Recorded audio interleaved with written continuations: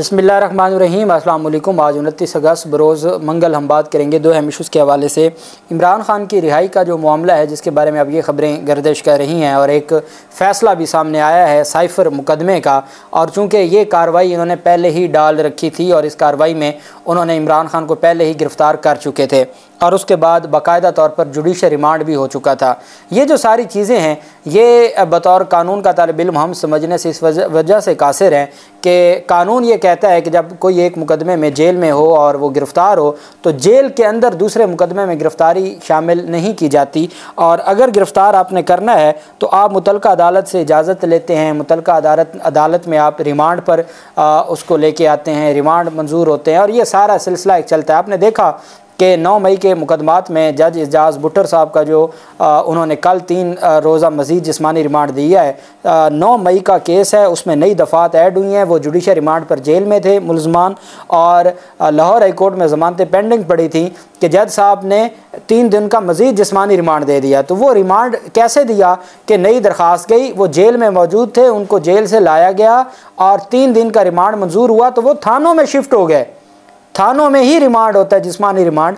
तो ये कौन सा रिमांड है कि जेल में ही इमरान खान मौजूद थे। और फिर मज़े की बात कि इस्लामाबाद के जो खसूसी अदालत है वो उसकी जुरिस्डिक्शन में नहीं आती। अटक जेल पंजाब में है और जो हाई कोर्ट हो तो हमें समझ आती है, लेकिन ये ज़िली अदालतें हैं। कोई भी खसूसी अदालत, नैब की अदालत है वो ज़िली अदालत है, इंसदाद दहशतगर्दी अदालतें हैं वो डिस्ट्रिक्ट एंड सेशन जज उनका लिखा जाता है। तो वो ज़िली अदालतें हैं, वो कैसे अटक के सुपरिटेंडेंट जेल को ये कह सकती हैं? ये इंतहाई दिलचस्प मामला हो गया और मैं समझता हूँ कि ये उतना ही बड़ा ब्लंडर है जैसे 9 मई को इमरान खान को गिरफ़्तार किया था। ये गिरफ़्तारी भी वैसी गैर कानूनी होने जा रही है चूँकि इसमें जिस तरीके से गिरफ़्तारी की गई है वो गिरफ़्तारी कानून के मुताबिक बनती नहीं थी। अब एक चीज़ मैं आपको यहाँ बताता चलूँ, ये जो ऑर्डर है ये ऑर्डर भी जो हमारे यहाँ CRPC में और CPC में बेसिकली ऑर्डर को डिफ़ाइन किया गया है, डिक्री को डिफ़ाइन किया गया है और जजमेंट को डिफ़ाइन किया गया है।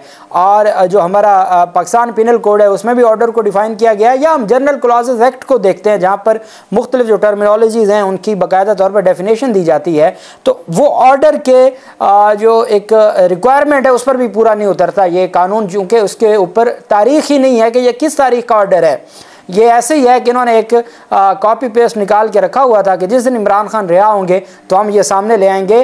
तारीख ही कोई नहीं है कि किस तारीख का किस दिन का ऑर्डर है। ये सबसे बड़ी इलीगैलिटी है इस ऑर्डर में।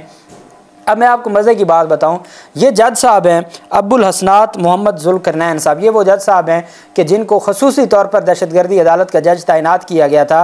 राजा जवाद अब्बास को हटा दिया गया था और राजा जवाद अब्बास की जगह इनको तैनात किया गया था।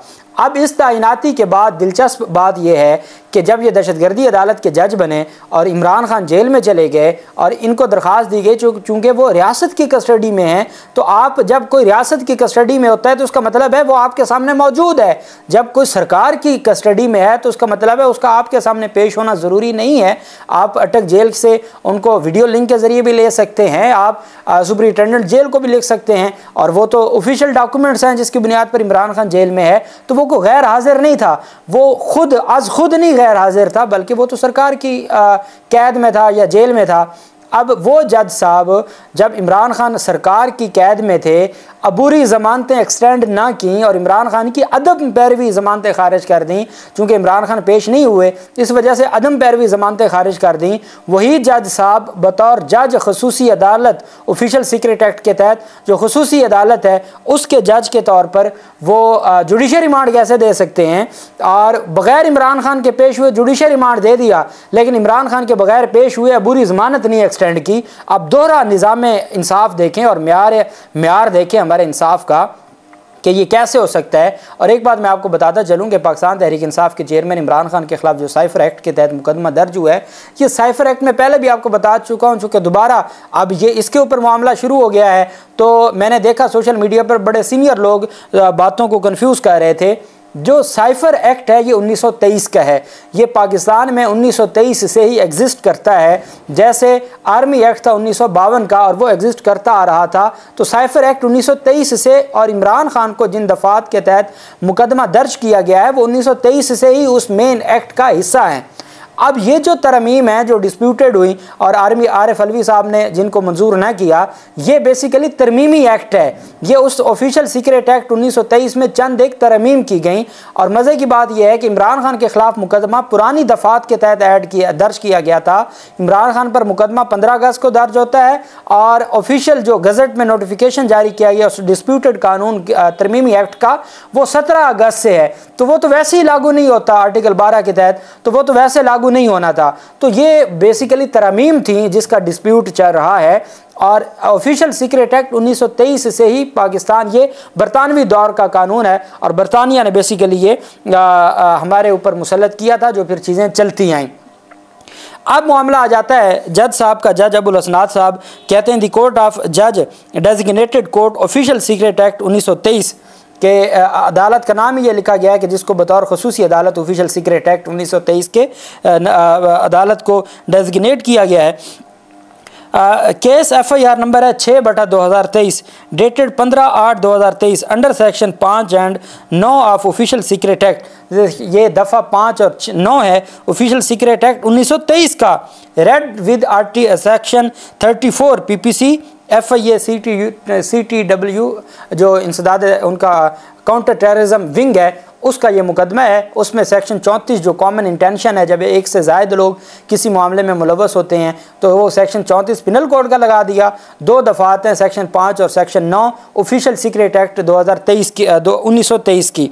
सुपरिटेंडेंट डिस्ट्रिक्ट जेल अटक उनको ये 2, अब ये जो ऑर्डर है कहा गया है कि 2 superintendent district jail Attock the accused Imran Ahmed Khan Niazi son of Ikramullah Khan Niazi Zaman Park Lahore is hereby ordered for judicial remand in case FIR mentioned above who is already detained in district jail Attock. कि जी इमरान खान को जुडिशियल रिमांड पर जेल में रखने का हुक्म दिया जाता है। जो पहले ही आपके पास ज़ेर हिरासत है उनको जेल में रखने का हुक्म जारी किया जाता है। You are hereby directed to keep him in judicial lockup and produced him on 30/8/2023 before this court। और 30 अगस्त को, आज 29 अगस्त है और 30 अगस्त को आपने इमरान खान को खसूसी अदालत में पेश करना है। ये जज साहब हैं जी अब्दुल हसनात मोहम्मद जुल्करनैन, जज special court number 1 anti terrorism, जज designated court official secret act 1923 Islamabad.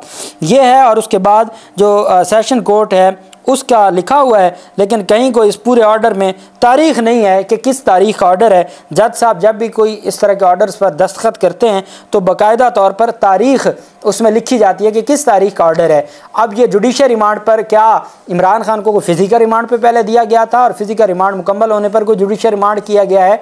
जब भी रिमांड का केस अदालत में आता है तो हक़ दिफ़ा दिया जाता है। हक़ दिफ़ा दिया जाता है मुलज़िम को कि उसके वकील पेश हों और अदालत को बताएं कि ये रिमांड बनता है या नहीं बनता। जब जुडिशियल रिमांड पर आप किसी को भेज देते हैं फिर उसके पास अख्तियार आ जाता है कि वो ज़मानत की दरख्वास्त दायर कर सके। आपने ना मुलज़िम को इन्फॉर्म किया, आपने उनके वकला को भिन्नक लगने दी और हत्ता के पाकिस्तान तहरीक इंसाफ के वकला शुएब शाहीन और बाकी वकला पेश होते रहे हैं, शाह महमूद कुरैशी के रिमांड कंटेस्ट करते रहे। वहाँ भी ये नहीं बताया गया कि दूसरे मुलज़िम इमरान खान को गिरफ़्तार कर लिया गया है या शामिल तफ्तीश कर लिया गया है या उनको अदालत में पेश करना है या नहीं करना। उसमें भी, उस केस में भी नहीं बताया गया। जब ये इतनी बड़ी डिस्प्यूट है, इतना बड़ा कंट्राडिक्शन है कि आप किसी को गिरफ़्तार करते हैं, कानून कहता है कि आप जेल में एक मुकदमे में गिरफ़्तार शख्स को दूसरे मुकदमे में गिरफ़्तार नहीं करेंगे और इस पर सुप्रीम कोर्ट ऑफ पाकिस्तान की बाकायदा तौर पर जजमेंट्स हैं और आप बग़ैर मुलज़िम को मौका दिए, बग़ैर हक़ दिफ़ा दिए आप उनको जुडिशियल रिमांड पर जेल में रखने का हुक्म जारी करते हैं। ना उस रिमांड को कंटेस्ट किया जाता है, ना उस रिमांड को चैलेंज किया जाता है, ना उस रिमांड को अदालत के सामने अपना मौक़िफ़ रखने का मौका मिलता है। तो ये वही ब्लंडर है जो 9 मई को इमरान खान को बगैर वारंट के गिरफ्तार किया गया था। इहाता है इस्लामाबाद हाई कोर्ट से जो गिरफ़्तार किया गया था, जिसको अदालत ने गैर कानूनी करार दिया था।